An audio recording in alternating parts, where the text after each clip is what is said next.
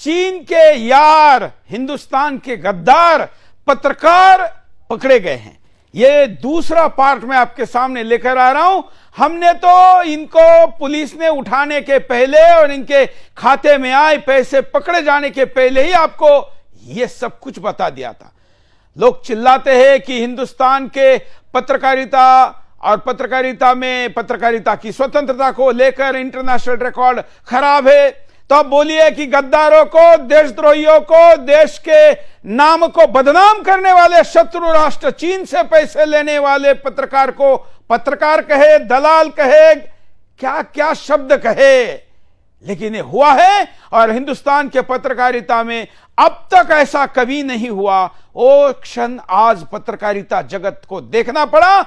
इनको पत्रकार नहीं कहना चाहिए, लेकिन इनके नाम के साथ पत्रकारिता लगाकर 10-10, 15-15 वर्ष इन लोगों ने जो अपना मुखौटा लोगों के सामने स्थापित किया है, इसलिए इनको पत्रकार कहना पड़ रहा है।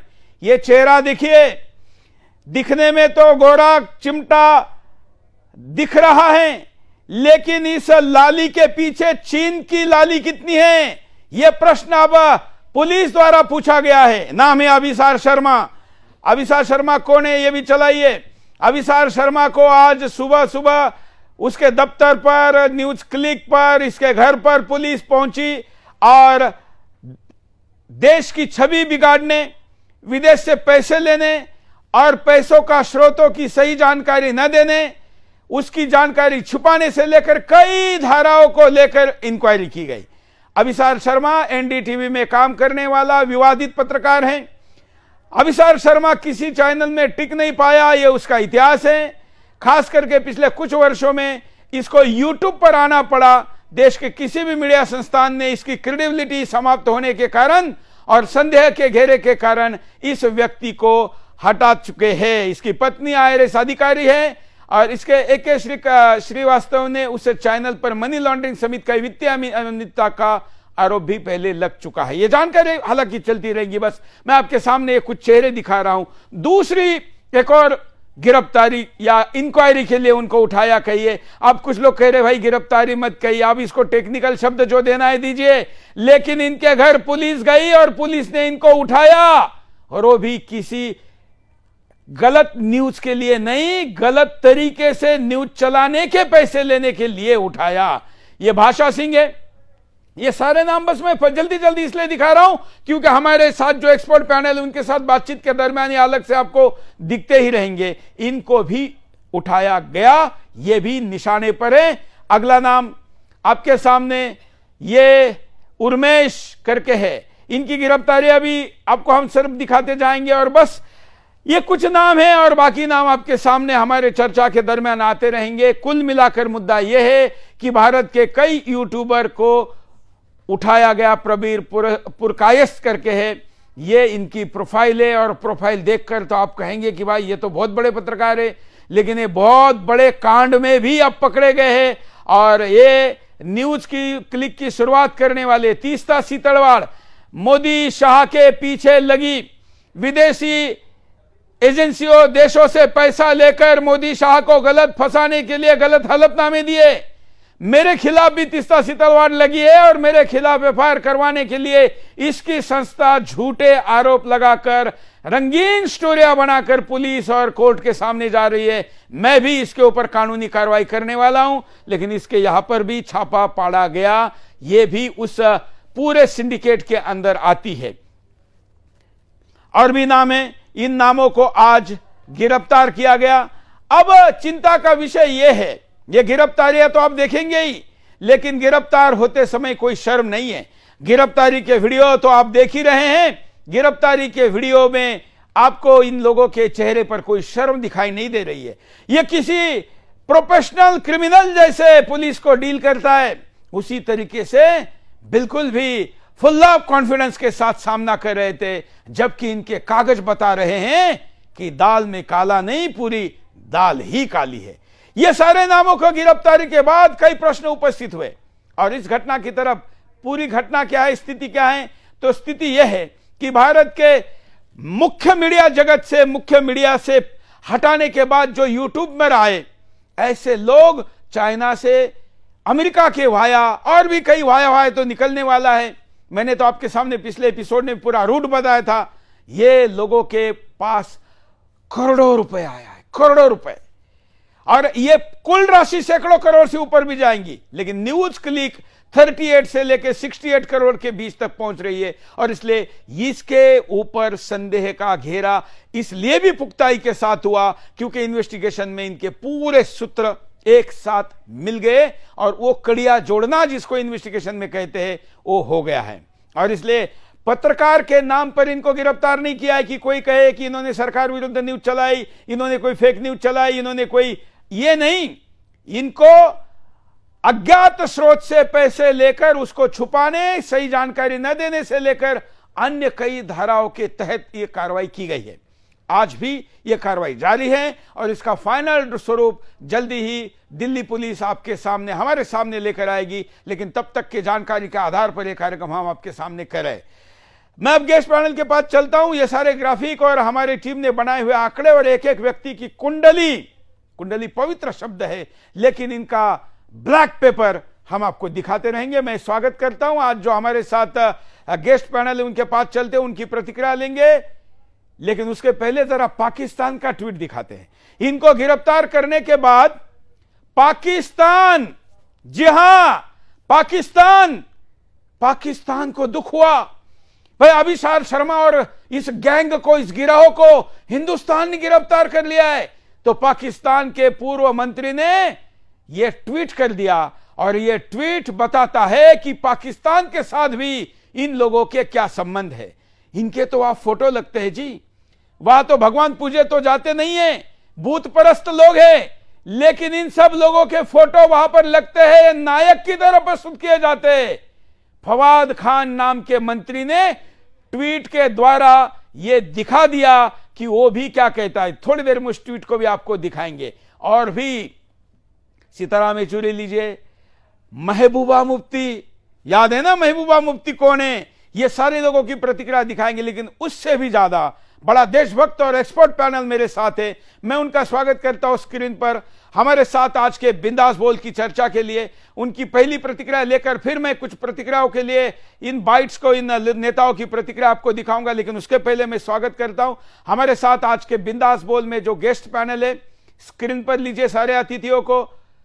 मैं स्वागत करता हूं हमारे बीच आज के कार्यक्रम में वरिष्ठ अधिवक्ता, सुप्रीम कोर्ट में प्रैक्टिस करने वाले और साथ में संविधान विशेषज्ञ के तौर पर भी जो जाने जाते हैं डीके दुबे जी। स्क्रीन पे लीजिए सभी को।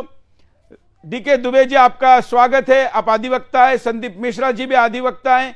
रचित कौशिक एक राष्ट्रवादी यूट्यूबर है, पत्रकार है और अपनी ईमानदारी के साथ अपने काम को करते हैं।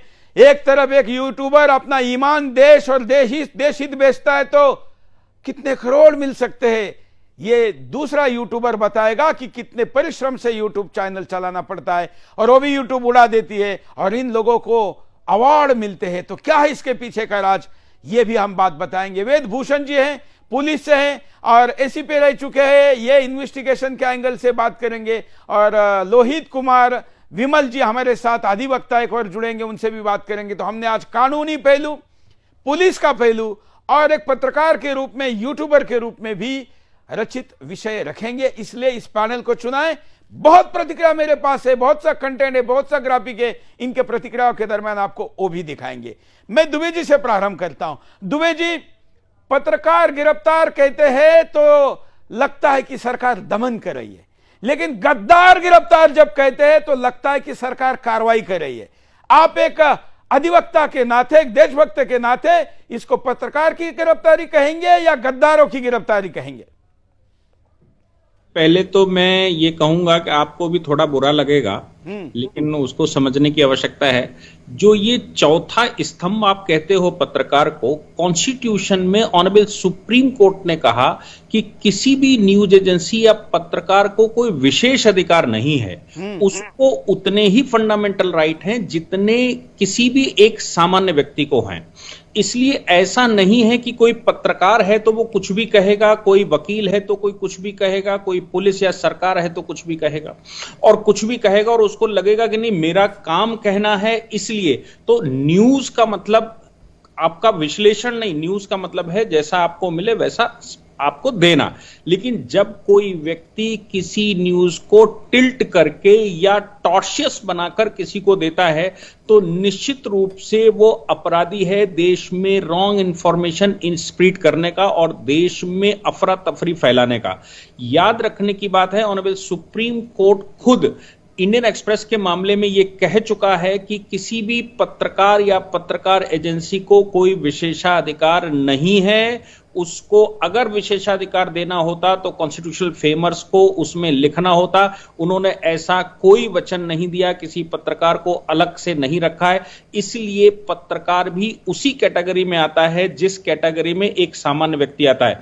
अगर कोई सामान्य व्यक्ति कोई रॉन्ग इंफॉर्मेशन स्प्रेड करता है तो उसके ऊपर जिस प्रकार से मुकदमा चलाया जा सकता है वैसे ही किसी भी पत्रकार के ऊपर मुकदमा चलाया जाता है, किसी भी वकील के ऊपर मुकदमा चलाया जाता है, या कोई व्यक्ति जो अपने आप को विशेषाधिकार समझता है वो एक नागरिक पहले है, उसके बाद वो उसका प्रोफेशन है। प्रोफेशन का मतलब ये बिल्कुल नहीं है कि वो देश को कुछ गलत तरीके से कुछ समझाएगा या देश को कुछ।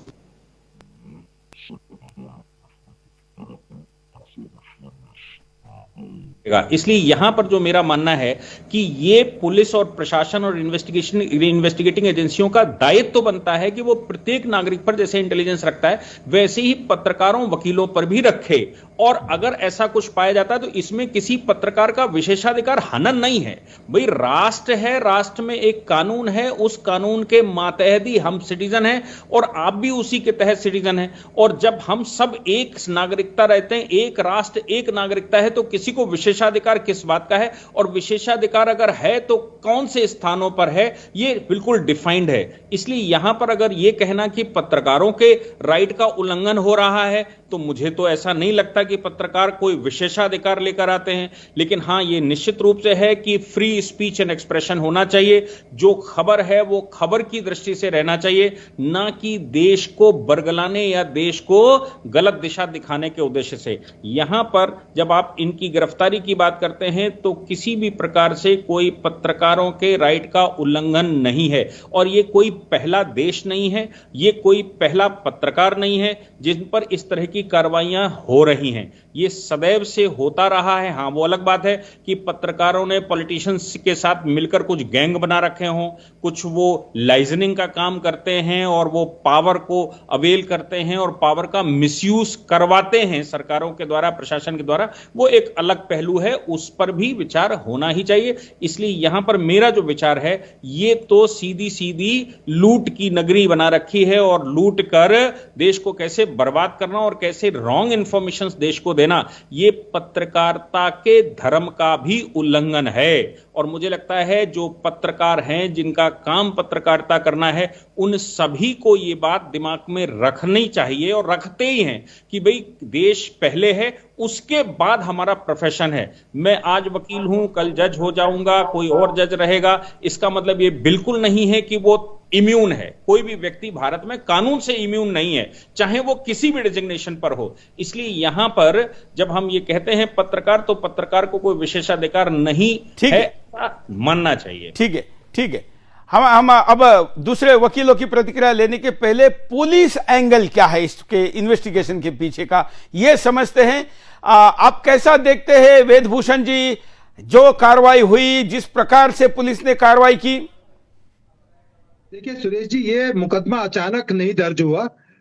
अगस्त में ये मुकदमा दर्ज हुआ। इसकी इन्वेस्टिगेशन यूएपीए और 120B क्रिमिनल कॉन्स्पिरेसी की गई, क्योंकि इसमें 38 करोड़ रुपए के बारे में ये ट्रायल मिल रहा था कि ये पैसा एंटर टेरर एक्टिविटीज में इस्तेमाल किया जा रहा है। तो जरूरी हो गया था कि तमाम ट्रायल को खंगालना, क्योंकि कनेक्शन ब्राजील से, अमेरिका से, चाइना से, तमाम जगह से कनेक्शन निकल कर आ रहे थे। तो सरकार की जिम्मेदारी थी, ये पुलिस ने कोई एहसान नहीं किया, उनकी जिम्मेदारी थी कि ये 1.5 करोड़ रुपया एक इलेक्ट्रीशियन को सुरेश जी दोबारा रिपीट कर रहा हूँ, 1.5 करोड़ रुपया इलेक्ट्रिशियन को पे किया जा रहा है। आप भी घर में और जो आपके व्यूअर्स है इस्तेमाल करते होंगे, क्या कभी आपने 1.5 करोड़ रुपए की किसी बिजली वाले को इलेक्ट्रिशियन के पेमेंट की है? तो ये जानना जरूरी था। कॉमन एक सामान्य ज्ञान कहता है, पुलिस का ज्ञान छोड़ दीजिए, कानूनी वकीलों का ज्ञान छोड़ दीजिए। 38 करोड़ रुपए किस तरह से आ रहे हैं, शेल कंपनीज बनी हुई है, क्या उनके बारे में इस देश को जानने का हक नहीं है? तो क्यों इस बारे में इन्वेस्टिगेशन ना की जाए?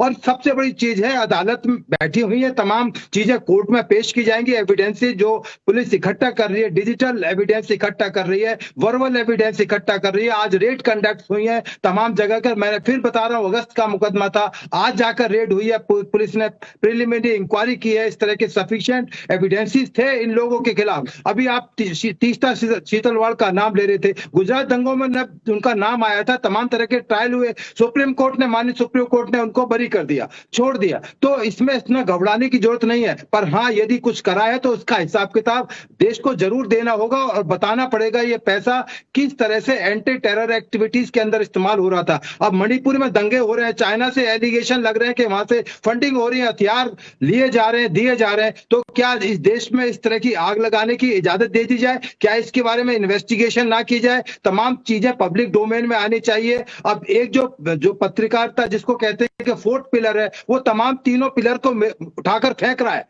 पत्रकारिता का जो धर्म है उसको ना निभाकर वो तमाम पिलर को फेंकने की कोशिश कर रहा है। तो क्या उस पिलर के बारे में जानना नहीं चाहिए कि पिलर अचानक क्यों इन तीनों अंगों के खिलाफ हो गया है? तो ये तमाम जो चीजें हैं पब्लिक डोमेन में है, क्योंकि ऐसी लेफ्टिस्ट पार्टी थी, कुछ ऐसे नाम इसके अंदर कनेक्शन है, क्योंकि अभी तो शुरुआत है, अभी इन्वेस्टिगेशन होगी, अभी बहुत सारे लोगों के नाम आएंगे। अभी तो आपने कुछ लोगों के नाम बताए, और चूंकि बड़ा डेलिकेट और सेंसिटिव मैटर है तो तमाम चीजें पब्लिक डोमेन में भी नहीं लाई जा सकती। जब इसकी चार्जशीट फुल प्रूफ तैयार हो जाएगी, इन्वेस्टिगेशन पूरी हो जाएगी, तमाम अदालतों को बताया जाएगा किसके खिलाफ क्या एलिगेशन है, वो बताएं, उनके एडवोकेट्स, उनके अटॉर्नीज आकर अदालत में उनको डिफेंस करें, बचाएं कि ये मुकदमे में वांछित नहीं है या इसकी जरूरत नहीं है। तो इसमें घबराने की जरूरत नहीं है। मीडिया के खिलाफ नहीं है, आपके मीडिया के खिलाफ तो क्यों नहीं रेड हुई? और बहुत सारे मीडिया चल रहे हैं, यूट्यूबर्स हैं बहुत सारे, अच्छा पैसा कमाते हैं, सही ढंग से कमाते हैं, सरकार को हिसाब किताब देते हैं। तो क्या ऐसी जरूरत आन पड़ी कि केवल न्यूज क्लिक के ऊपर इतना हंगामा हुआ?